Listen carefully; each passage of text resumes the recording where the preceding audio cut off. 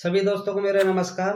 Russian citizenship पाने के लिए यह 5 स्टेप है और इस स्टेप में हम टीआरपी के लिए अप्लाई करेंगे। अगर आपने मेरी पिछली 4 स्टेप नहीं देखे हैं तो कृपया उनको जाकर देखिए, जिससे आपको मालूम चले कि आखिर चल क्या रहा है। पहले स्टेप में हमने पीसीसी को बनवाया था इंडियन एम्बेसी के जरिए, और सेकंड स्टेप में हमने उसी पीसीसी को अपोस्टल करवाया था मॉस्को में, और थर्ड स्टेप में हमने रशियन लैंग्वेज का सर्टिफिकेट बनवाया था एक फर्जी तरीके से, और चौथी स्टेप में हमने एक डेटा कार्ड तैयार करवाया था। आप ये देख सकते हो। आपको स्टेप बाय स्टेप सारी जानकारी चाहिए तो कृपया आप मेरी पिछली वीडियो जाकर देखिए, जिससे आपको स्टेप बाय स्टेप सब कुछ समझ में आए। रशियन सिटीजनशिप पाने के लिए सबसे पहले आपको टीआरपी लेनी होगी। रशिया में नहीं, अगर आप किसी भी देश में जाते हो, किसी भी कंट्री में कोई भी पीआर नहीं देता है, सबसे पहले आपको उसी देश की टीआरपी लेनी पड़ती है। तो स्टेप से गुजरेंगे। सबसे पहले हम रशियन टीआरपी लेंगे। रशिया में सिटीजनशिप पाने के लिए आपके पास 2 ऑप्शन है। सबसे पहले आप या तो आप शादी करो किसी रशियन लड़की से, और सेकंड स्टेप में आप एक कोटा के जरिए अप्लाई कर सकते हो।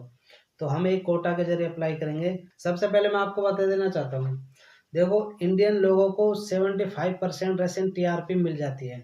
देखो ये कोटा हर साल निकलता है, और इस कोटे में अपन किसी भी महीने में अपन डॉक्यूमेंट्स अप्लाई कर सकते हैं। किन किन डॉक्यूमेंट्स की ज़रूरत है आप पिछली वीडियो जाकर देखो। और अगर आप मेरे चैनल पर पहली बार आए हैं तो कृपया चैनल को सब्सक्राइब करें। लास्ट में वीडियो पर लाइक और कमेंट्स करना ना भूलें। देखो आपको टीआरपी लेने के लिए मैं तो आप सबसे बेस्ट ऑप्शन मैं आपको बता देना चाहता हूँ। आपको 100% कोटा के जरिए आपको टीआरपी मिलेगी। अगर आप किसी छोटे शहर या फिर किसी गांव से अप्लाई करते हो तो आपको 100% टीआरपी मिल जाएगी। अगर आप किसी बड़े शहर से अप्लाई करते हो तो आपको 50% टीआरपी मिलने की संभावना रहेगी। इसके बाद इन सभी डॉक्यूमेंट्स को तैयार करने के बाद मैं चला गया था माइग्रेशन सेंटर पर, जो कि आपके एरिया में होता है। जैसे अपने राजस्थान का जयपुर राजधानी लगती है, तो इसी एरिया में मैं राजधानी पे मैं चला गया था। वहाँ पर मैंने देखा, मैंने जानकारी ली। वहाँ पर उन्होंने मुझे बताया था आपका वीज़ा होना चाहिए, valid visa, private visa, business visa, work visa और स्टूडेंट वीज़ा। ये 3-4 वीज़े होने चाहिए। और सेकंड आपका एक मेडिकल होगा जो कि 8,000 रुपये के करीब होगा। तो सिर्फ ये वहाँ पर ऑफिस में होगा। तो इन सभी को मैं इकट्ठा करने के बाद, सभी मैं डॉक्यूमेंट्स को इकट्ठा करने के बाद मैं चला गया था ऑफिस में। आज की वीडियो टीआरपी के ऊपर है, और मैं टीआरपी किस तरह से अप्लाई करूँगा और किस तरह से कर रहा हूँ, इस बारे में आपको इस वीडियो में सारी जानकारी मिलेगी। तो ये अपना माइग्रेशन सेंटर आ गया है। यहाँ पर अपन टीआरपी के लिए अप्लाई करेंगे। तो चलिए मैं आपको अंदर से ऑफिस भी दिखा देता हूँ कैसा होता है, और ये रशियन लैंग्वेज पर भी आप देख लीजिए, है ना। तो चलिए मैं आपको अंदर से ऑफिस भी दिखा देता हूँ कैसा होता है।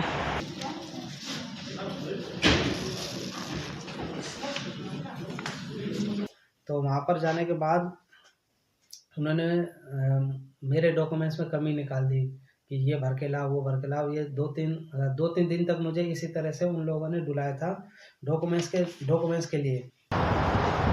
तो दोस्तों फिर से मैं अपने डॉक्यूमेंट्स को लेकर पहुँच गया हूँ, और जो डॉक्यूमेंट्स इन्होंने मुझे बताए थे वो डॉक्यूमेंट्स सभी मैंने अपने बगेज में रख लिए हैं।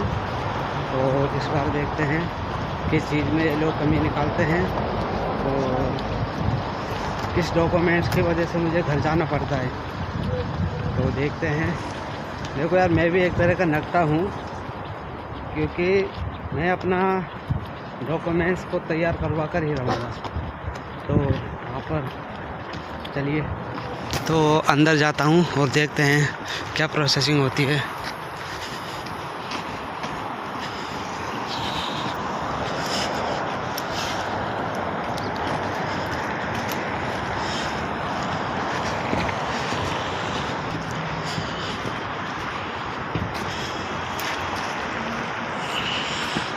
तो दोस्तों मेरा काम यहाँ पर हुआ नहीं है।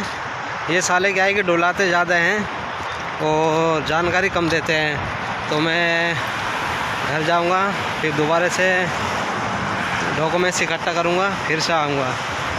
क्योंकि यार रशिया में सिटीजनशिप लेना बहुत ही कठिन है, और जब मेरे पास सिटीजनशिप आ जाएगी तो मैं आपको भी दिखाऊंगा यहाँ के बारे में सब कुछ।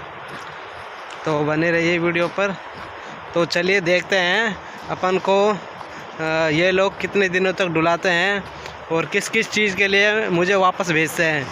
तो वीडियो में बने रहिए, आपको सब कुछ दिखाऊंगा। किन किन डॉक्यूमेंट्सों की ज़रूरत पड़ेगी और किन किन डॉक्यूमेंट्सों की अपन को और किन किन डॉक्यूमेंट्सों के ज़रिए अपन को ये वापस भेजेंगे। तो उसी ऑफिस में और भी बंदे होते हैं। अगर आप उन बंदों से फॉर्म भरवाते हो, ऑफिस के जरिए फॉर्म भरवाते हो, तो उसकी प्राइस लगभग 10,000 रुपये होगी। और अगर आप स्वयं भरते हो, आप अपने पेमेंट को बचा सकते हो। 2-3 पेज का फॉर्म मैं वहाँ से ले आया था और मैंने इसको भरा। इसको फिलअप इसको भरने के बाद फिर से मैं डॉक्यूमेंट्स लेकर वहाँ पर चला गया था। फिर से उन्होंने मुझे डॉक्यूमेंट्स में कमी निकाल दी थी, मेरा काम नहीं बना। फिर से अगले दिन बाद फिर से मैं फॉर्म वगैरह को भरकर डॉक्यूमेंट्स को लेकर चला गया था। ये माइग्रेशन सेंटर है और इसका रास्ता वहाँ से है और मैं अंदर जाकर प्रोसेसिंग करता हूँ अपने टीआरपी के लिए। तो यहाँ पर अपन को अपने इंडियन बंदे भी मिल जाएंगे और सभी लोग यहीं पर आते हैं।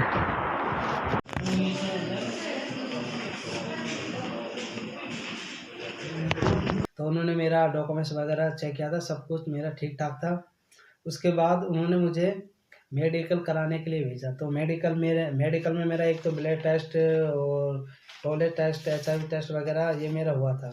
तो आप ये देख सकते हो, ये तीन चार टेस्ट थे, ये हो गया था। उन्होंने मुझे दूसरे ऑफिस में भेजा। दूसरे ऑफिस में भेजने के बाद मेरे वहाँ पर उंगलियों के निशान, आँख और ये मेरी आँख वगैरह के निशान उन्होंने ले लिए थे। उसके बाद अगले दिन उन्होंने मुझे बुलाया था इंटरव्यू के लिए। इंटरव्यू में सिर्फ पूछताछ हुई कि आप क्यों रशियन सिटीजनशिप लेना चाहते हो, क्या क्या कराना है। तो इसलिए मैंने उनको जो भी था वो मैंने बता दिया। मेरा वीज़ा 1 महीने बाद एक्सपायर होने वाला था, आप ये देख सकते हो स्क्रीन पर।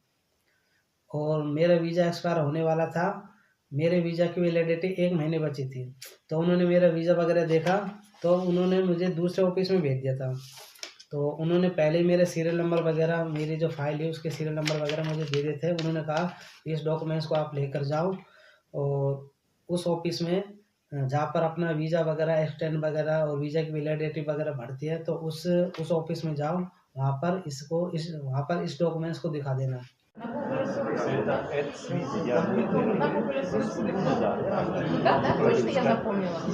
मैंने डॉक्यूमेंट्स को जमा कर दिया है और अब हमें 4 महीने के लिए रुकना होगा और अब मैं 2 महीने के लिए वीज़ा की वैलिडिटी को बढ़वाऊँगा। तो देखते हैं कैसे बढ़ते हैं इसकी वैलिडिटी। और मैं आपको ऑफिस लेकर जाऊँगा, पूरी प्रोसेसिंग आपको बताऊँगा किस तरह से अपन वीज़ा की वैलिडिटी बढ़वाएंगे और किस तरह से अपन वीज़ा को एक्सचेंज वगैरह जमा हो गए हैं। यानी कि अपना 75% काम हो चुका है, बचा है अपना 25%। तो 25% के लिए अपन वेट करते हैं। यार ये मेरे पीछे जो माइग्रेशन सेंटर था, मैंने डॉक्यूमेंट्स को तो जमा करा दिया है। जाता हूँ किस तरह से अपन वीज़ा की वैलिडिटी को बढ़वाएंगे और वीज़ा को एक्सचेंज वगैरह वहीं पर होता है, जो भी होता है। अपना ऑफिस है जहाँ पर अपना वीज़ा को एक्सचेंज कराएंगे और उसकी वैलिडिटी वगैरह अपन यहाँ से बढ़वा सकते हैं ना। तो मैं अंदर जाता हूँ, वीडियो को मैं बंद करता हूँ ना।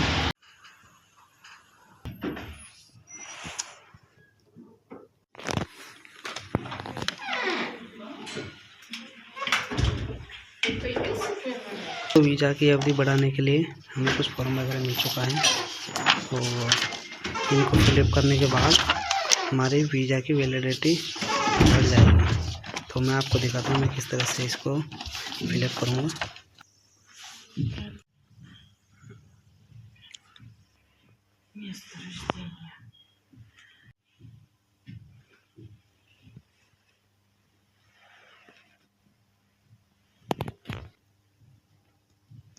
वीज़ा के लिए फॉर्म वगैरह भर दिया है और अब ये लोग मेरे पासपोर्ट पर स्टैम्प वगैरह और वीज़ा स्टिकर लगाएंगे। वीज़ा के लिए फॉर्म वगैरह भर दिया है और अब जब मेरा वीज़ा एक्सपायर होगा ना, तब मुझे यहाँ पर आना होगा। तो ये लोग उसी समय मेरे पासपोर्ट पर स्टैम्प वगैरह और कुछ स्टैम्प और कुछ स्टिकर वीज़ा वगैरह लगाएंगे लोग। तो बने रहिए, जब मेरा वीज़ा एक्सपायर होगा तो मैं वापस यहीं पर आऊँगा और आपको दिखाऊँगा। तो इसको दिखाने के बाद मैं चला गया था ऑफिस में, वहाँ पर मैंने फॉर्म वगैरह भर दिया।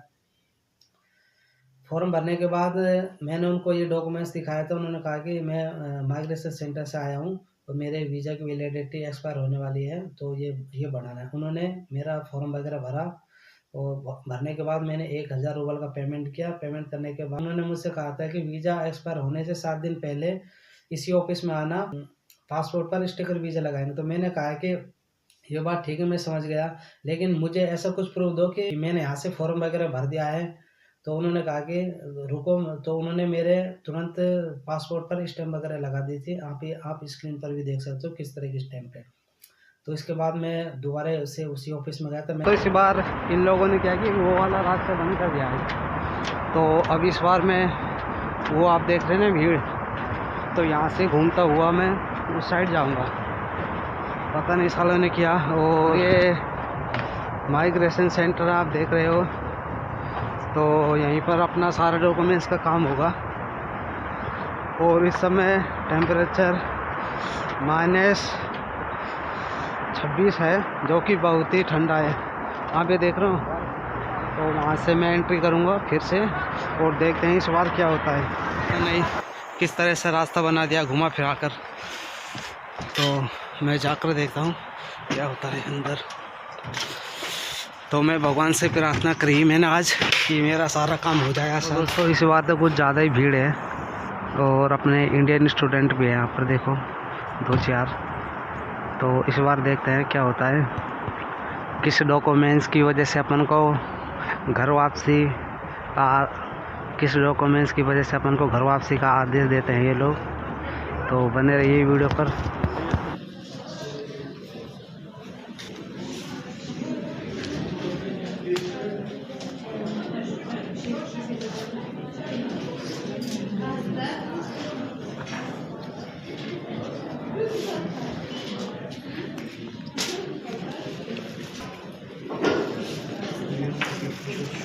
मैंने कहा कि के लिए मैंने फॉर्म वगैरह भर दिया है। तो उन्होंने कहा कि अब आपको 2 महीने वेट करना पड़ेगा। 2 महीने बाद आपका जो फाइल है इसका रिजल्ट आएगा कि आपको टीआरपी मिलेगी या नहीं मिलेगी। तो अपना काम हो चुका है, और मेडिकल वगैरह की सभी की जांच कर दी है।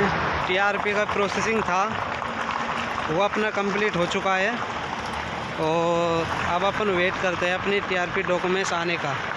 तो बने रहिए वीडियो में, और घर जाऊंगा, घर जाकर आपको पूरी जानकारी मैं आपको प्रोवाइड कराऊंगा। तो मैं तो आपको इतना कहना चाहता हूँ, 100% टीआरपी आपको मिल सकती है अगर आप किसी गांव या फिर किसी छोटे शहर से करते हो। 25% अपने भारतीय लोगों को टीआरपी मिल जाती है। तो बने रहिए। अगर आप मेरे चैनल पर पहली बार आए हैं तो कृपया चैनल को सब्सक्राइब करें। लास्ट में वीडियो पर लाइक और कमेंट्स करना ना भूलें। और 6 स्टेप आपको बहुत जल्दी देखने को मिलेगी।